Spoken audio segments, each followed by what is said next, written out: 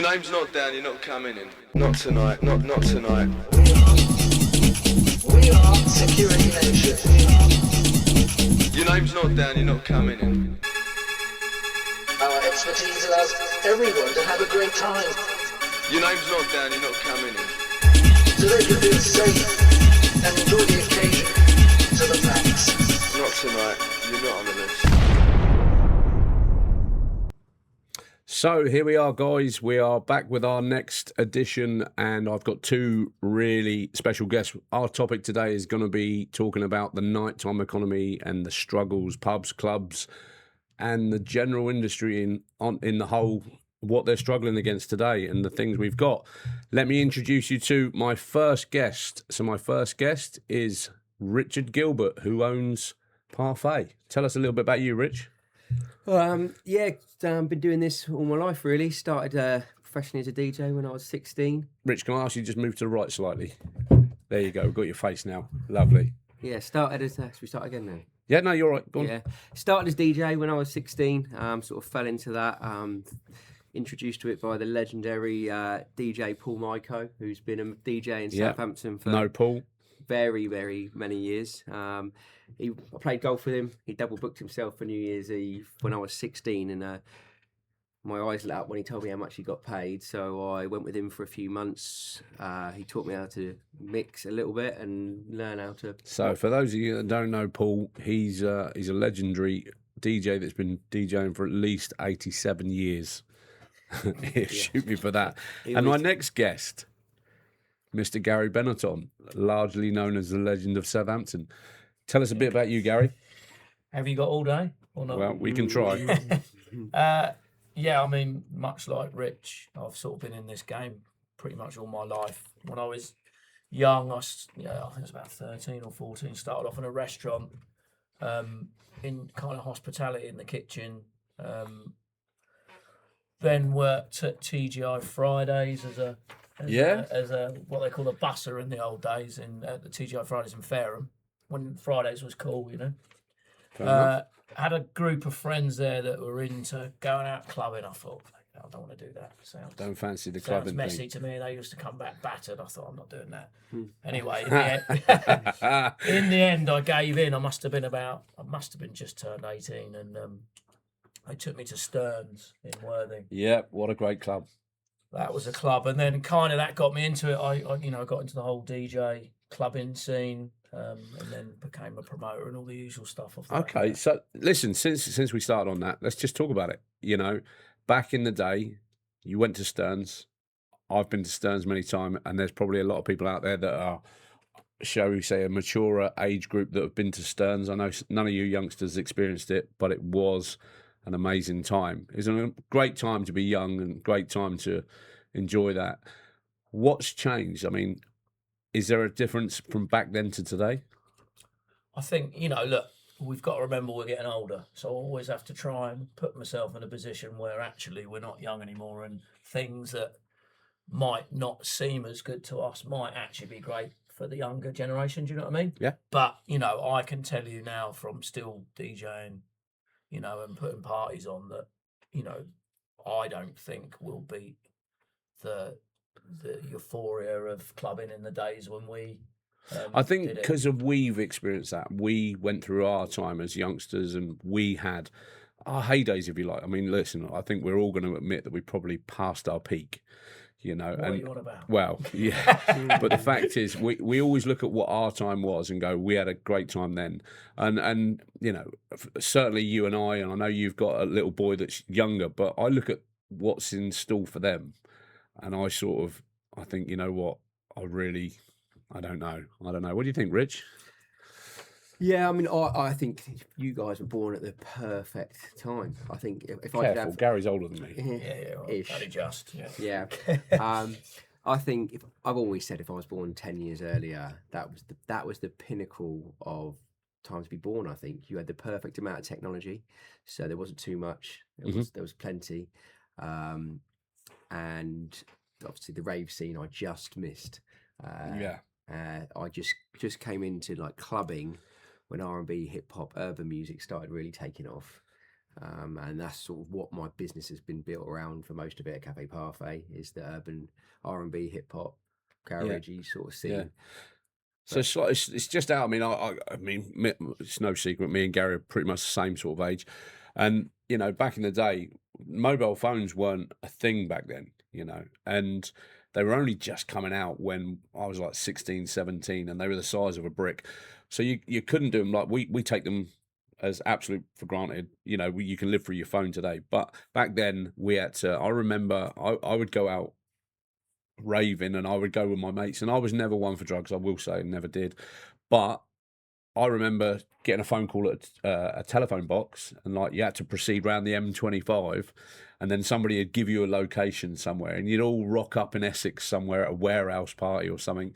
And how that's moved on today, and I've seen many podcasts. I know that the with Terry Turbo and back in the day, I remember working the door. One of my first jobs on the door was working for one of Terry Turbo's illegal raves. But then, and here I am, sort of 35 years later, still doing that, but they're licensed today, And yeah, I've got to be honest, great time for me. But to see, so once you've got into that, and you've come in, just be honest, but you're still DJing, you're still trying to give the youngsters of today somewhere to be able to have a great night, have a party, and be safe, I guess. And I think today's changed, but it's certainly, for me, it was better back then. And I think most people will say to you, it was better back then. Agree? Not agree? I have to agree. I mean, a lot can be said. I mean, Rich is totally right.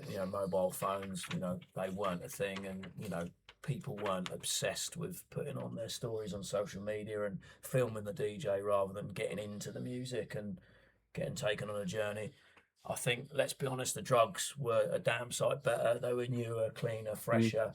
Do you know what?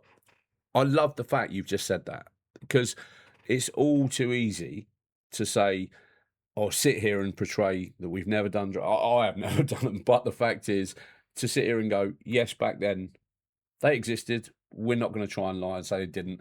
And if you don't mind me saying so, you probably experimented with them. Yeah, I mean, I'm not saying that. I don't care. I'd admit it. I did. Back in my day. Obviously, I'm a bit older now, so it's not really my thing. But back in the day, I experimented and had an amazing time. I don't condone it in any shape or form. Yeah, I mean, I will say one of the things that I did was, and I'll say it, I went raving a lot, but I was the nominated driver because I didn't drink. I still don't drink. For anyone who knows me, they know I don't drink and I don't do drugs. So I was always the nominated driver. I charge everyone petrol money. They'd all pile in. I'd have like 6 people in a Lancia Delta, which was my first car. We'd be driving around. The arches would be rubbing because I'd have like 5 in the boot, and we would just try and find that location. And for my mates, they got off their nut. They were nutted. But how was your experience compared to loved it. Given you were sober? And I loved it because I think even the nature of what I've done for the last 35 years, inherently, I watch out for people. I try to keep them safe, and we try to look after people. And even then, even though I wasn't employed to do that, I was the one who was sober. And if there was a problem, I'd deal with it. I was also the one that would be like, no, don't do that. And at the same time, I think it was just the way it was at the time, because of I was that way inclined. I was a professional footballer then. I wasn't doing doors, but I was an apprentice footballer on a YTS at Southampton Football Club. I was on £32 a week, I think. It didn't really go far, but I could fill up my car on a tenner. So today I think my car costs 145 quid to fill up. Back then I could fill it up on a tenner and get to London on about 10 quid and probably get halfway home. But the only difference was I didn't have the longevity at night. I'd sort of tire out at about 5 in the morning, whereas they'd still be going. And I'll be like, I'm going to get in the car now and get me head down for a few hours because you guys want to have a drive back. So, but that's the way that worked for me. What do you think, Rich? Is it something that... It's similar to me, to be fair. In my early years, as soon as I turned 18, I was DJing a couple of nights a week, had a full-time job on top of that. And I was a socialite freak, to be honest. Yeah. I would say between the age of 18 and 24, I was out 340 nights a year. Fucking hell. Literally, yeah. Bet your mum was happy. See you, Rich. Yeah, but it's similar to you. I treated it almost like as a job. Yeah. You know, and that's how I became a promoter, because I knew I was out in town. Tell me about that. 6-7 nights a week. So I started running club nights when, as soon as I turned 18, really. I was DJing a few nights in town as soon as I was legally allowed to. Out the other 5-6 nights a week, pretty much every week. So I knew everyone in town, and just decided that the best way to start making some money was to bring these people that I knew together at nights that I ran, get like-minded people, sort of a friendship network together. And we knew then that at the parties that I put on, everyone was going to be sound people that we all knew and got on with. So the reason I asked you that specifically then was because I know that we're dealing with new, younger promoters today, and we're dealing with really young promoters now that are sort of sub 18. What do you think? Is that something that's being encouraged? Absolutely not. No, as soon as the under 18, as a rule, when we were growing up, there were always under 18 club nights. Yeah. You know, in the biggest venues. You know, I remember going to one at Martins in Eastleigh, which I think you know well. Yeah. I know it well. It's the first club I ever got thrown out of. Yeah. By a doorman. This is absolutely true. By a doorman who works for me today. Really? Yeah. Yeah. That's Chap crazy. called Kev Sims, been doing the door 38 years. He threw me out of the first nightclub I ever got thrown out of, and he works for me on the door to this day.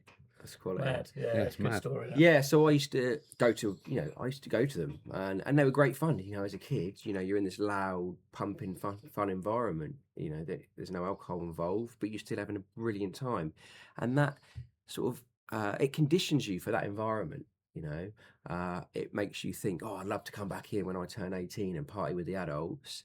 And these days, it is so horrendously discouraged by the powers that be, that it makes it so difficult for these kids. You know, we've got a few young lads up and coming now that really want to put on these parties and give their friends a good social fun night out, rather than sat at home scrolling on their Instagram, which I think's so healthy. Interestingly, the thing is, and again, my kids, your kids are teenagers, been up for it. Let's face it, they're going to go and party somewhere, aren't they, when they're 15, 16, 17? Of course. And I'm guessing, well, this is my opinion, and you correct me if I'm wrong, but if you're going to party somewhere, at the very least, do it somewhere where it's supervised and it's safe to do so. And I think that's where sometimes they miss the whole point, is that we're trying to make that place safe and say, look, if you're going to have a party, instead of doing it at a house party where anything can happen, Absolutely. come here, do it. We'll manage it safely. We'll process it, and we'll go, these are the things you can do. These are the things you can't do. And then if anything goes wrong, at the very least, you've got trained people on hand there to deal with that problem. Yeah, the police have got a very blinkered view, whether they need to take a more of a wider view on the situation, really. Like you say, is it better to have 100 kids at a house when their parents go on holiday, sneaking round, taking drugs, drinking whatever they want, no control whatsoever? Those kids are unsafe. Come to a nightclub, completely controlled environment, door staff, management, experienced people on site. That is the place that they can come and have fun safely. However, it's just not viewed like that by the powers that be, unfortunately, and it's sad, because these kids could have a great safe night out, but we're encouraging them, Making by it the difficult, law, aren't we? to have underground, totally unlicensed, illegal parties where that they are, quite frankly, 10 times more unsafe than they're going to be on a licensed premises. Yeah. No, I get that. What do you think, Gav? Do you think it's something that's... Yeah, I mean, you know, if I remember back to my days, I mean, it's a long way back, obviously, being of the mature age I am, but, you know, I went to loads of under 18 nights, particularly in Portsmouth, because originally I was from Portsmouth and went to, but most people know that, and I support Saints. I've got a season ticket. I'll just add that in there before you all slate me. Yeah. That was coming, don't worry. Yeah, that was. But yeah, no, you know, I went to and that got me, you know, it was one of the things that got me into sort of clubbing and wanting to be a DJ, wanting to promote it. And you know, particularly now with the youngsters and knife crime, you know, the chances of you getting them in a club are going to be slim. Yep. The chances of getting them at a house party are very, very high, because they don't have the control mechanisms in place. So, you know, for me, you know, why has it stopped? It makes no sense to me. you can have a family at 16 and you can go join the army when you're 16, but you can't go into a nightclub without having a beer. They're discouraging that, you know. It's mad. Well, yeah, it's a bit like, you know, legal age to have sex is 16, but you can't buy a porno mag till you're 18. Yeah. Yeah, it's mad, isn't It's, it? it's a bit. I got to be honest. It's just a random. Your name's not down, you're not. But yeah, it's a bit strange, I will say. Yeah.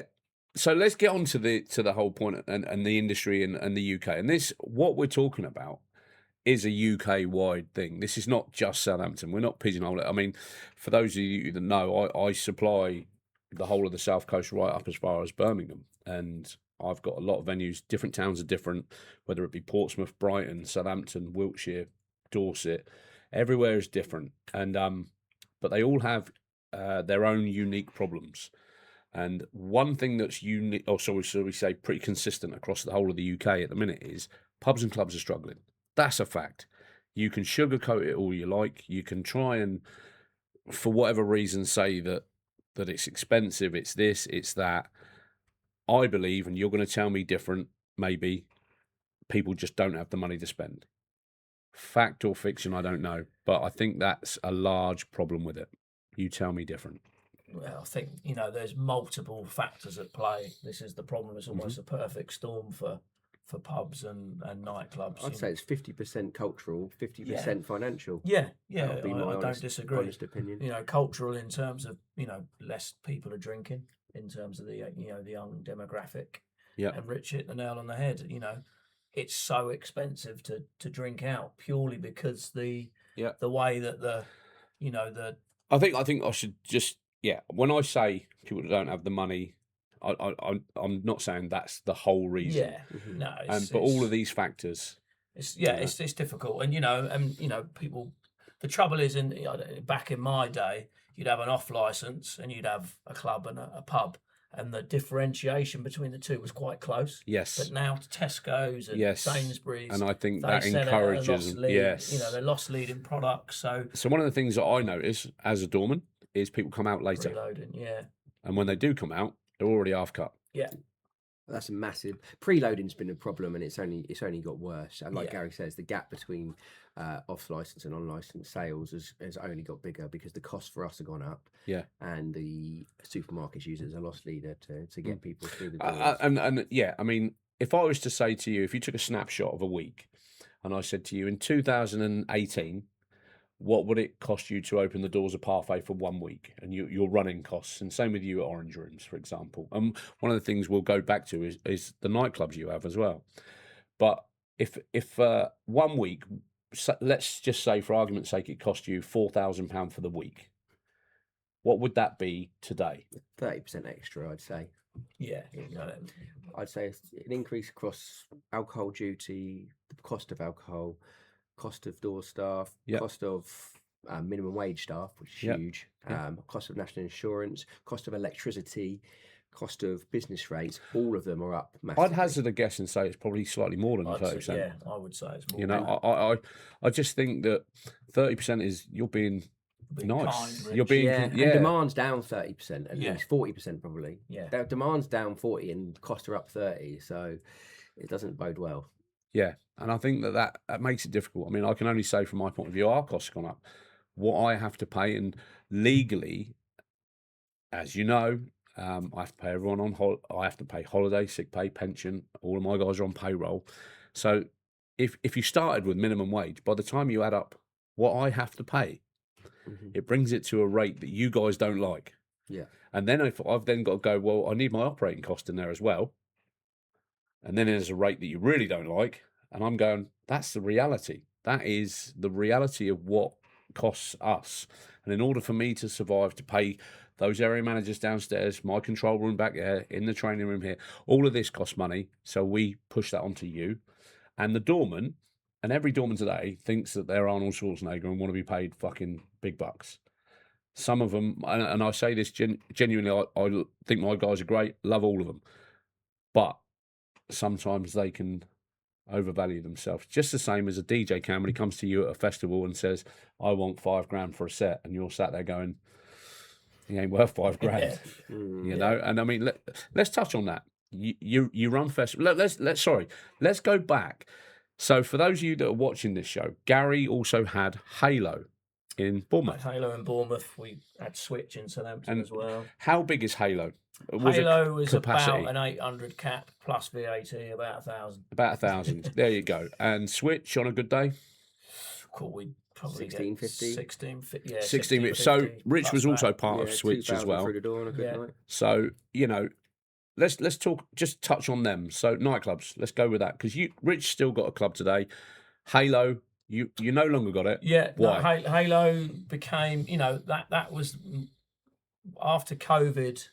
It was really busy, and I said to the team After COVID was after busy. COVID, there was a little pop of about 3 to 6 months. I said, this doesn't feel right. Something's going to go wrong.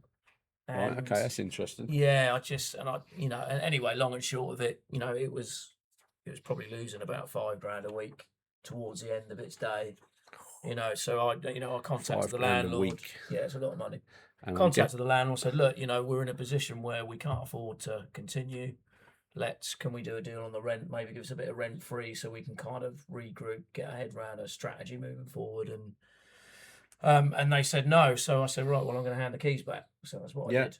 And it's unfortunate. I'm still paying the price £5,000 today. a week. I was going to say £5,000 a week. You haven't really got much of a No, choice, it have was it was difficult, and it was prior to COVID was probably the best business I had. Leading before COVID. Yeah, it was. Well, that's booming. interesting. Let's talk about that time. So let's start at say 2015. Where were you guys at 2015? Where were you at, and right up to COVID? Talk me through that. 2015, we just bought Switch.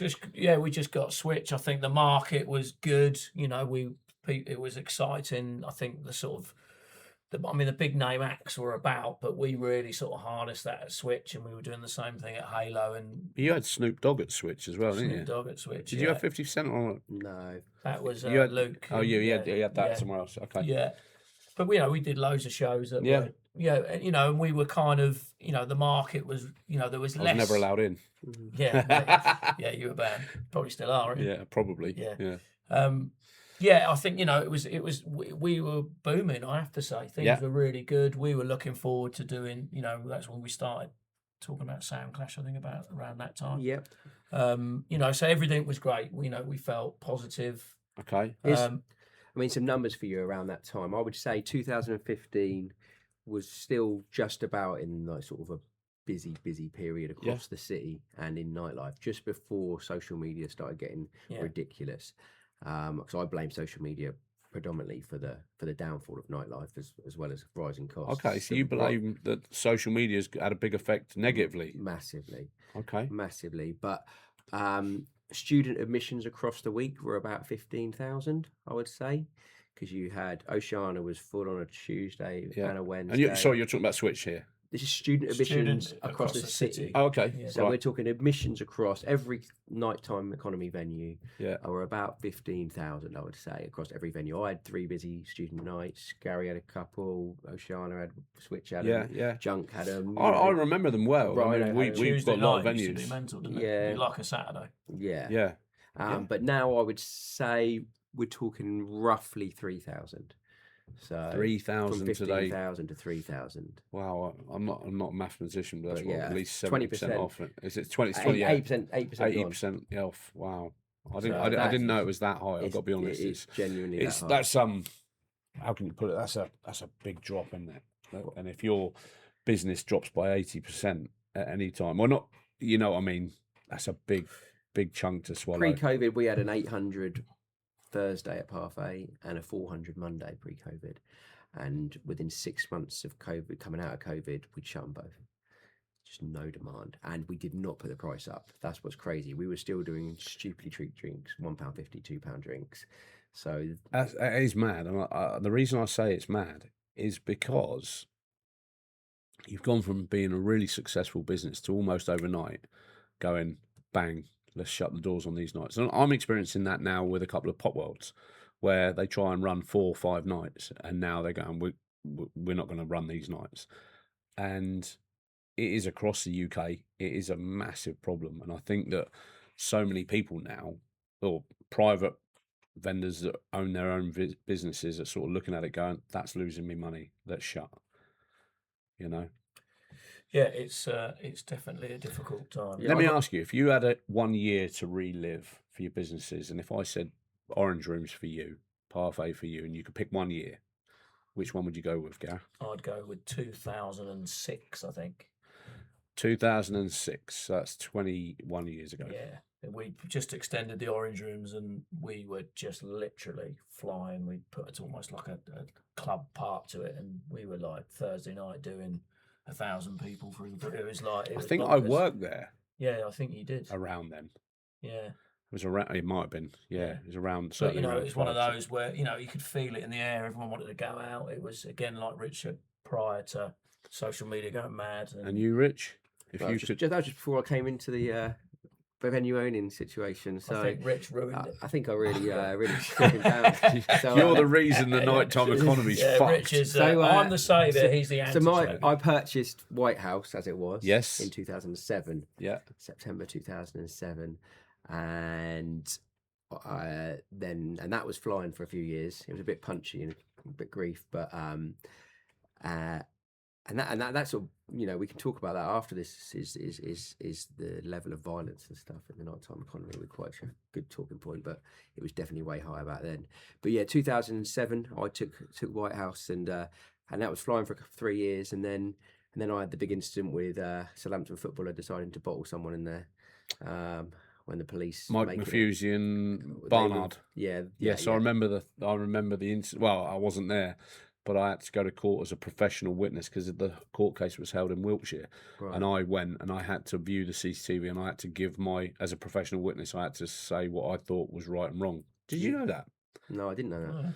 Oh. Yeah, so that was obviously a hellish time for me because again, it's no secret that they didn't like the fact that I owned a venue in the city. Yeah. The council and the police being by then I was 25, but as a 23-year-old buying a city centre venue, I was. Yeah. They didn't like it. Raise some eyebrows with whatsoever. some Even people. though I was sensible and I was I didn't treat it. I was a businessman. I was there to make money at the end of the day. Yeah, for sure. So for 3 years it was good, and then I had to rebrand it into Cafe Parfait as part of the licensing hearing to keep my license. I agreed to rebrand the venue to get rid of the sort of stigma of White House, which was partly. So that the rebranding was actually sort of forced upon you then. Pretty much, yeah. Although one of the best things that ever happened to me. That was one of the things I agreed in the licensing hearing to keep my license because they were trying to shut it down. Just because it was a PR thing for the police. It was like, oh, brilliant, a national story. This is a reason to shut a venue. Yeah, and that's exactly how they saw it. I don't think. Who was the licensing inspector at the time? Licensing inspector at the time was Phil Bates, Yeah. and the licensing sergeant who was Ivan Marshman. Ivan, yes, I do. Yes, I do. Yes. Yeah. Yeah, it was a very interesting licensing hearing because usually they last about an hour per venue. I think I was in there for a total, including the lunch, about 8 hours. So Wow. they really were trying to stack a lot onto me, but I had an answer for everything, luckily. And Did God, you nothing represent changed. yourself? so I took advice from Poppleston Allen. Yeah, did good. the best. Yeah, that was. And he asked me to put loads of stuff together for the case, my lawyer. And he said to me a week before the court hearing, he said, I think the best thing you can do, Rich, is represent yourself on the day. I'll be there in the background if there's anything you need from me. But the fact that you're so on it and you come across so well and you understand your business and you care about your business, you care about the customers, he said the best thing you can do in front of the licensing committee is represent yourself because they'll see that. And it worked. And there was some controversial parts of that hearing where I'm made the police look pretty silly because they were trying to make up lies. I'll tell you something, and this probably applies to both of you. And then if you cast your mind back, when you got Switch, I obviously came to you both and went, I want to do the security. And We ran. no, actually, you were there or thereabouts. And then I think Ryan Keary, somebody got a phone call from the then licensing inspector, a Mr. Roberts. Absolutely. Yes, that did happen, didn't it? And then the next day you phoned me and went, we can't use you. And I said, but licensing can't do that. And ironically, and this is something that I'm going to admit to now, that not a lot of people know, especially in police licensing, he then phoned up Ryan Keary whilst I was sat in the car, and Brian answered the phone on Bluetooth and absolutely steamed into Ryan about why, because I had obviously questioned it and said, you as licensing cannot stand there and dictate who they should use and who they shouldn't use. And I went down to the police station to confront him. And I said, you cannot do that. And he then rung Ryan Keary and absolutely steamed into Ryan over the phone whilst on loudspeaker in the car, whilst I sat there going, I fucking told you not to tell Marcel. I fucking told you to keep this quiet. And he steamed into him. And I was like, I sat there and Ryan didn't know what to say or do. And I just sat there and went, I'm going to stay shut. And I listened to him bawl him out. And I knew that licensing did that. And I thought, shouldn't have done that. But yeah, so I know it can be tricky with them, especially if you're up there and they don't want, or they've got an agenda to shut you down. You have to fight and stand your ground, which, since working with you, I know you do stand your ground and you always have the last word. Every you know, but so yeah, I mean, let's, you know, we're getting back. So we got up to COVID, and obviously, what changed after COVID? What do you think changed after COVID? I don't know. I think, you know, there was a generation of people that weren't necessarily used to going out and socialising. I think that was an issue. I think people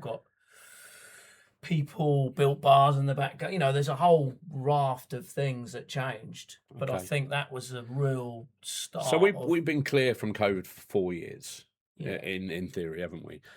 And if you took a snapshot of the last 4 years and then try to compare it to the previous 20, it doesn't fit anywhere, does it? No, I mean, it's completely different. No. It's. I mean, there was already a curve, yeah, a slight curve, but it accelerated it massively. Yeah. There was already a slight curve of lower demand in nighttime economy. Yeah. People are more educated around health, fitness, and things, and then social media. Everyone wants to, you know, look good on their Instagram, be fit, be healthy, and they're educated more around that sort of thing more. And, you know, as a non-drinker myself, I've always said drinking's for losers, but I haven't made it public. That's been one of my taglines to my mates when they're hanging on a Sunday. Yeah. And I'll be like, you coming out or you want to do something? Oh mate, I'm hanging. I'm like, drinking's for losers. It's funny that I spend it in your club. Yeah, I know. I've never made it too public, but that is my opinion. And more and more people are coming around in my way of thinking, unfortunately. It's not very good for my bank balance, but yeah, I think life in general has evolved. Everybody likes to be a little bit more health conscious, shall we say, and I think going out getting rattled and spangoed every Friday and Saturday probably doesn't fit today's youth as it might have done 25 years ago. I mean, I will say this from a security standpoint, we are now feeling the effects of a COVID era. So the teenagers, the 13, 14-year-olds that were growing up as teenagers, the young teenagers during COVID, are now at the age where they can come to venues at 18. And it's almost like they've lost the ability to socialise. It's almost like they've lost a chunk of development because they've been locked in for 2 years. And what we now see is a behavioural trait that's unlike anything prior COVID. Their behaviours are different. The traits and the habits are different. And I think social media has a big bit to play in it because it's probably the only thing that boomed in that time where you just had to sit at home and be on social media. It's the only way you could communicate. It's the only way you could get to speak to people and do that sort of stuff. And I think there's a very big void between, if I could say, a standard of socialising and people that had a good time back then. And it's almost like that development period of teenagers that are now 18, 19, 20, they lack something. And I think that is evident in the way they go out and have parties now. I remember the opening night at Switch after COVID. So the very first night that we were allowed to open and dance, obviously that little weird bit where you could sit down. You had to sit down at a table. That was going to make a difference. That was fucking mad, wasn't it? You had to have a metre and a half round each table. You paid to open the venue, you were still making no money, so it didn't help whatsoever at all. It was a load of crap. You couldn't have the music too loud, you could be able to... no dancing. But how the fuck does the volume of music affect COVID? So And I remember that first night being stood on the stage in the DJ booth. And obviously there was a date, so it opened at midnight. So we were queued up the road, obviously. Cause of course, midnight was when you. Yeah, okay, yeah. So there's queued up the whole way across Guildhall Square. And we still owned the venue at that point. And I remember to the DJ booth at 1 a.m. and just thinking, what are these kids about? You know, because they'd had 2 or 3, you know, there was a 2.5 years worth of people that had just turned 18. And they're like, I need to get to a club. I need to get to a club. They almost didn't know what to do. Yeah, Standing been around. there. Yeah, They're all just stood around. around. Yeah, and like looking like lost puppies. So I'll Yeah, tell you it's something, weird. and I think you might relate to this a bit more, Gary. But I did, and I'm going to say the way people behave, which is obvious and so random, it's almost uncomfortably obvious. I did a Stearns reunion. Now, back in those days, when people were off their head on pills and all the rest of it, it was all about the music. They bought 1 bottle of water all night, filled it up at the tap. You probably sold 3 pints of beer in the whole night, kind of thing. But everyone had a good time. But the focus was on the music and the moment, being in that moment, being in that atmosphere, losing yourself in that moment, and being with people that you loved, your friends, all of these sort of things. And inherently, people would always be facing the DJ. I remember watching Rat Pack do their first. They launched their new track, "Searching for My Rizzler," and I remember them coming out, and Everson Allen, who's a good friend of mine today. And the irony of it is, 35 years later, they're friends of mine, and I speak to them a lot, and you know, I get on really well with them. And yet, I watched them launch their first track, or their latest track, "Searching for My Rizzler," and I remember thinking, I looked around the room, and there was the green lasers that were at the time the cutting edge technology, pretty crap Massive today. great boxes. That's it, and a few mirrors on the wall that bounced it off to a few others. And me thinking at the time, and it was almost like slow motion. It just everything sort of went quiet, and I remember seeing my friends. And these are memories I still hold, that I can remember seeing my mates raving. I remember seeing this, and I remember seeing him on the microphone. And I remember thinking, this is mad. This is mental. So bear in mind, cool. and I'm straight, Yeah. and I remember these things, and I think, you know what? That, for me, is the bits that I can take from my childhood, my youth, and all the rest of it. So I've been dealing with clubs for the last 30 years. Now, if you look at any of your clubs, look at any of the dance floors, any of the clubs you go to, you look at on the dance floor, they are all facing 365 degrees. They're all looking at each other, talking to each other, getting their phones out, this and that. And the crowd is just, there is no focal point. It is just completely wherever they want to look, talk, point a camera, that's them. When I did this Stearns reunion at Bognor Pier a couple of years back, I went in there, and everybody that was in there was pretty much, and I was invited as a guest. I walked in there, and it was like stepping back 25, 30 years. Everybody was off their nut, I will say it, focused on the DJ at the time, who was Slipmatt. And I remember sat here, and it sort of just threw me back like a time warp, because everyone was facing the DJ. Everybody was cuddling each other. Everyone was arm around each other. I remember knocking into a bloke and him going, "It's all right, bruv. It's all right. Everybody say sorry the most. Sorry, mate. Sorry, mate. And you What's all your right?" name? And I was like, normally Yeah, good today, night. somebody stand around, Yeah. like, and if that happened today, I'd be like, "What are you saying, bruv? You bottle you. What you got something to say?" Yeah. And I'm like, and I remember distinctly, again, I was straight, thinking, oh my God, it was like a time warp. Here I am, and I'm looking at these ravers that have just moved on 30 years, but distinctively for somebody like me who looks at crowds for a living, everyone was pointing at the DJ. Everyone was having a good time. No aggression. Everyone, if you bumped into somebody, they turn around and go, "Sorry, mate, was I in your way? Sorry, can I get you a drink?" Or, "Are you all right?" And I was sat there, and then today I look at it, and when I come to clubs like Parfait, or I go to any nightclubs, Pop World and that, and I look at there isn't a focus on the moment. It's about social media, taking photos, selfies, all of that. And I just think, has that really made it better? I don't think so. That's my opinion anyway. Yeah, definitely not. I mean, Fabric, if you go to Fabric, obviously they put the stickers over the phone itself, so you trying to get people to immerse themselves in it, as you say, in the moment. Yeah. There's just not enough of that anymore, sadly. The no phone rave, or they're like sort of like the buzz at the moment, and I think they're They're a wicked idea. I Yeah, think they're a wicked agreed. idea. So what you're saying is that they sort of almost say, "Look, we'd rather you didn't use your phones." Yeah. Oh, yeah, Take they them, put sometimes they stickers take them over off the and put cameras. stickers over the cameras. Yeah. And Okay. Dorman, almost like when the smoking ban came in, Dorman are looking for people using their phones to Yeah. kick them out or to Well, give them a do you know what? bollocking. I didn't know that. That's Yeah. Yeah, there's a that's few something of that them. I. Fabric Fair Play have done it for years now. haven't they? Yeah, and a few DJs. So there's a DJ Lane 8 in from San Francisco, one of Gary's favourite DJs. And his brand is This Never Happened, and that's the name of his brand and his label.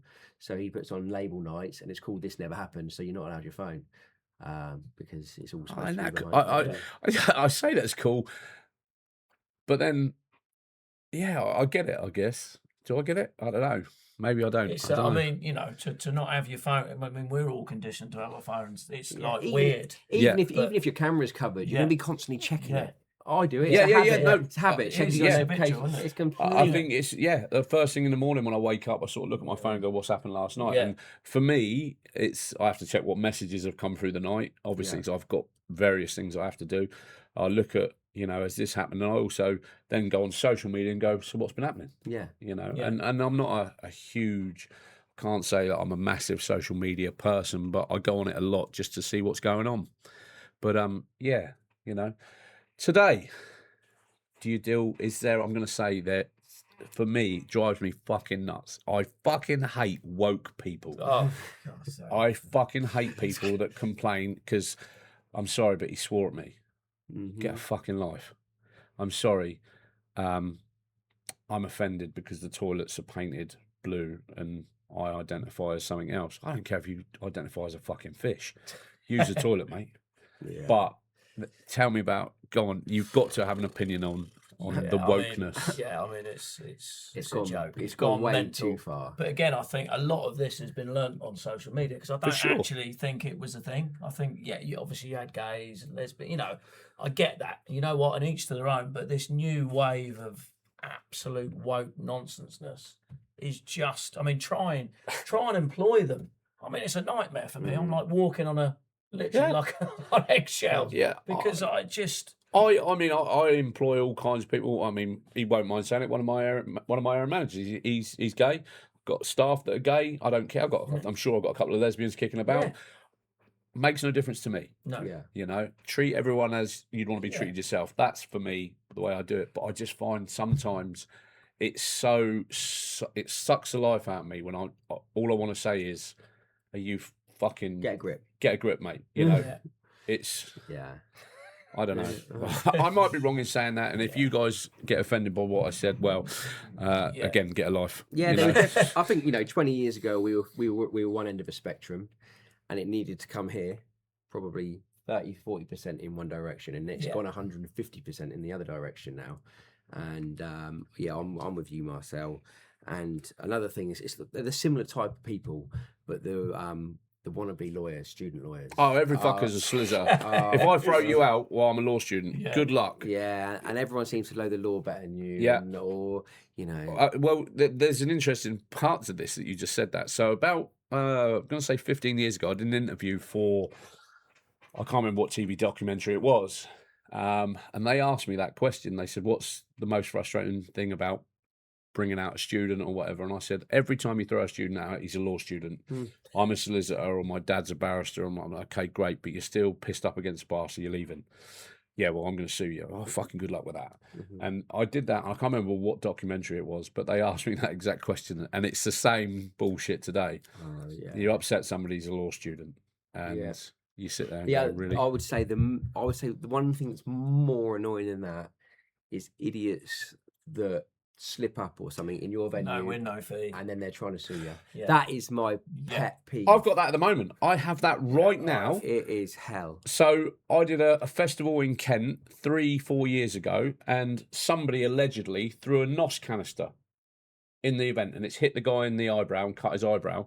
He's got a no win, no fee solicitor coming after us 3 years later, saying, "How did somebody get a NOS canister in the event?" I said, "I don't know. Why don't you ask the security company that were doing the main gates and the searching?" I was doing the main stage, the VIP areas, and the backstage. All my company did that. And he's like, but you let it in. No, we didn't. Nothing to do with me. Yeah. And it actually happened, I believe, may have happened outside the event. Somebody obviously selling NOS outside, allegedly. And I don't know. It's never been logged. But I had 3 in the space of a year. Coming out soon after COVID, actually, and they just destroyed. no win, no premium. fee. Don't care. Yeah, One guy doing like Russian dancing on the dance floor in a pair of like winkle picker with no grip shoes, being an idiot, like doing this. Yeah. Fell over, broke his ankle, tried to sue me for it. Yeah. Another guy running up the steps really fast to the roof terrace, considering I've got all the non-slip, I've got everything on the stairs, without touching either handrail, slipped, fell over, took his front teeth out, sued me for it. Yeah. Another woman, older woman, and she actually was a solicitor, so this was fun. Coming out of 1932, my cocktail bar above the Parfait. Definitely had way too many. And again, older, she's like 50-ish. She hasn't used either handrail, and she's just literally face planted down the thing. Yeah. Broke her jaw. 3 in the space of a year. My premium's gone up $5,000 because of that. Yeah, you know, it's gone from, crazy. Like 8 to 13 grand because of 3 and 3. Something similar. It's a friend of mine, Charles Cole, owns a fun fair. A woman got into his Dodgems. She got into the fucking bumper cars. She banged her face because somebody had hit her in the back and hit her teeth on the steering wheel and sued him for knocking her teeth out on the Dodgems. Yeah. And he's like, and it clearly says everywhere that does anyone not know what the Dodgems are? If not, get a fucking life. Yeah. You know, it's crazy. But that's probably my pet peeve with Yeah. customers when they try to sue you. and the thing is, we could talk about this for hours, and not being funny, we've touched on subjects that you've probably not thought about for a long time, and the memories that, especially when you think about the memories and the times, and I ask you things like that, they must be good memories because you smile. And you smile when you're trying to talk about it. Smile, yeah. But it means it's invoked something that is fun for you. But we'll start to wrap this up. But let's talk about the last bit and we'll finalise it. So the problems that bars and pubs today are facing, and why is it so shit? Let's just summarise it. You know, it's a combination. I think I said it earlier. You know, and I don't think the current government is helping at all. Government's In fact, not helping. They are probably the worst government I have ever witnessed in my entire Agree. business career. And the press, local and national. Yeah, the local press, you know, all they want to do is write bad news because it's clickbait, it sells. Yeah. But yeah, I mean, you know, the government, you know, the business rates thing they've just done to hospitality is outrageous. They've lied in their manifesto. They've lied to their voters. You know, the minimum wage, I think, is a bit of a joke because, you know, the market will find the level it needs to be at. But that cost is going to get passed on, and it just puts us in a more vulnerable position. And also what it's doing to unemployment. 180,000 more unemployed, and a lot of those are the youth. You know, it's outrageous. I don't proclaim to be a politician. I really don't. And I'm certainly not somebody that will sit here and say to you, oh, I know that I can fix the country. But I've certainly, from what I've seen, and I'm 50 years old, I've not seen anything with this government that even shows any kind of improvement, light at the end of the tunnel, nothing, or not even going the right way. They're going completely backwards, in my opinion. Yeah, I mean, I think we all wanted a bit of a change, didn't we? It was, you know, I was quite excited for a new government. I thought, you know, perhaps there's going to be a new story, growth, and, you know, which is what they were banging on about, but it's been the absolute opposite. I think it's a disaster. I think Labour in general over the last 50 years, if you look at it, backed culture. Yeah. But this Labour government aren't even close to backing culture, particularly hospitality. Fair enough. They're absolutely hammering the nails into us at the moment. So, parting advice. So, guys, I'm going to ask these guys because they've been in and around this industry for best part of 30 years, and in fact, just over 30 years, yeah. And so. For the young guys that do see this, for the people that are thinking, you know what, I want to go and buy a bar and open a nightclub, any advice? Rich, Gary? Don't do it. Anyone thinking about it now would need their head read. Yeah. To open a bar, restaurant, nightclub, anything hospitality led right now, And you've got all three. Yeah, I've got all three. Yeah. But they've got some sort of legacy customer, and that's what they're living off at the moment. Okay. You know, as a new business, and I'm a very experienced operator. You know, if you think opening a bar or nightclub or restaurant right now is going to make you some money, especially if you haven't got a lot of experience, you've got zero chance of it. Zero chance of making it work. It's the hardest it's ever been. I know some operators that have been doing it 50 years. Restaurant operators, you know, guys, legends in this city, and I bump into them from time to time, and they say, "Rich, how's the restaurant business?" And I say, "We're smashing it and making peanuts, you know, and we are doing." That's really well." interesting you say that, because I know, you know, as a restaurant, you're standing on your own 2 feet, and it's good, and it's there for everyone to enjoy, and your restaurant's never empty. But interestingly enough, you just said we're smashing it and making peanuts. And that's interesting. For anyone who does see this, you can appear like you're doing amazingly well. And I think it applies to me as well. When people go, "Oh, Security Nation doing this, doing that," there's not a lot of profit in certain ventures. And it's very misleading to go, "You're fucking having it off, you're having it off." When in actual fact, if you see, and I will say it, there are certain jobs we do where I sit back and go, I may as well have set fire to $1,000 and sat at home. I would have been better off, you know. And every night we open. Yeah, and you open, and I mean, is what you've done, that's not secret now, is it? Or no, no, it is still a sequel because we don't know. No, I wouldn't say. Yeah, but yeah, I mean, you know, it's a difficult time, and for, you know, for people that go, what's the future hold? I think that's the question. There you go. Where are we going with it? There will always, we'll wrap it up. Yeah, there will always be a demand for hospitality. There'll always be a demand for a restaurant, always be a demand for a bar, always a demand for a club. But it's just going to be a survival of the fittest situation now. You know, I think there were 10 nightclubs in the city 15 years ago. We're down to 3. Eventually, there might only be 1. Just make sure. Let's try and name them. So the clubs: Rhino, Ocean and Collins. Yeah, Ocean and Collins, which was Chicago Rocks. Bamboo Bar. Jumping Jacks. Or you're going to Icon and Diva then? Icon Diva. Icon Diva. Yeah. Jumping Jacks. We'll go really back then. We've got Thursdays, New York's, McCluskey's, Spermbanks. Yeah. Peggy Sue's, which was Spermbanks. Flares. The wow. Academy. Yeah. The Academy. Which is now Pop World. Yeah. So, yeah, I mean, these are brands that are probably now 90% of them are not existent on the market. No. You know, and in Southampton, nightclub-wise, you've got Parfait, Circuit, and Trilogy. Yeah, if you call Pop World a nightclub, you could potentially call it. I suppose. Bar type but arrangement, but yeah. And there's so many iconic brands that have gone. Yeah. You know, and you sit there and go, what's the next ones? I mean, for me, and I will say it, my heyday would have been Icon and Diva for me. You know, I came from New York, so I knew it was opening. I was approached to be part of the door team for Icon and Diva, and I did some serious damage back then. And my wife's going to kill me. But, you know, I had a good time. I was in my 20s. I was 21, you know, and I sit there and go, okay, it's an iconic brand that doesn't exist in the UK sort of nightclub scene now. And I think I certainly know that there's it's what's coming next, what's going to be the next thing, and what's the next new fad, if you like. I don't know what you want to call it. How can we keep these kids entertained and having a wicked night? And I think for us, when we left in a nightclub and that, and you go, how was your night? And you go, oh, I was fucking buzzing, had a brilliant night. Do they say that now and go, yeah, it was all right?